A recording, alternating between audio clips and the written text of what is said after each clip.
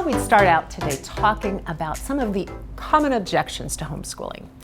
Now, maybe these are concerns you have yourself, or maybe these are objections expressed by concerned friends and families.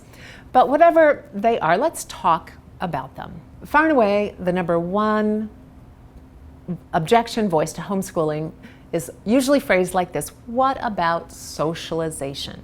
And when people ask that question, they generally mean two things. They first are asking, how will your kids have friends?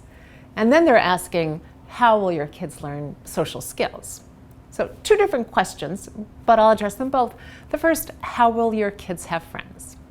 Well, as you'll learn later in this course, homeschooling is very efficient. Your kids will be done with school by lunch every day, which means they'll have scads of free time to do things like play in the neighborhood, or join organized sports, or take ballet lessons. They will have ample opportunity to meet friends all the time. And so you don't have to worry about your kids not having friends. The other part of the question, how will they learn social skills? Well, let's think about that. What are social skills? They're learning to be polite in conversation, learning how to use manners, learning how to make eye contact, learning how to forgive, learning how to be a reliable friend. Well, where do kids learn skills like that? Not from other 5-year-olds. They learn them from loving adults. And so when you homeschool, you really are providing the ideal environment for teaching social skills. So don't worry, your kids will be socialized.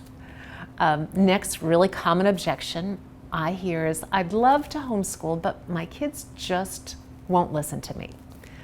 And this is a huge problem. But it's not a problem for homeschooling, it's really a problem for parenting.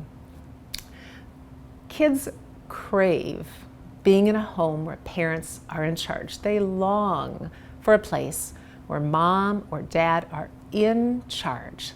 They relax, they trust, they feel free within those boundaries. They love it when mom and dad are in charge.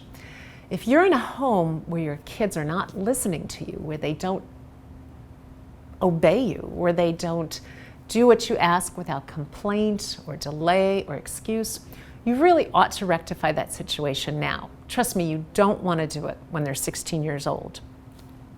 I described how I did that in my family in my book, Strong, Happy Family. There's a link to it in the lecture notes. You can check that out. But also in those lecture notes, I have a link to a blog post I wrote that describes all kinds of approaches to having a parent-directed home. And so if this is your situation, you really struggle with your kids listening to you, I encourage you to fix that problem now. It's a lot easier than you think. It will create a peaceful home, and it will pay dividends for years. You will thank me. Next common objection to homeschooling I hear is, I really don't fit into the homeschool stereotype. And we all know what that is, uber fundamentalist families with kids who all wear matching clothes.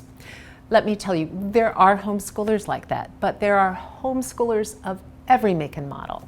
There are conservatives and progressives, there are religious people and atheists, there are button-down types, and there are granola moms. If you decide to homeschool, you will find people whose values and lifestyle match yours, and you will be able to have companionship as you homeschool.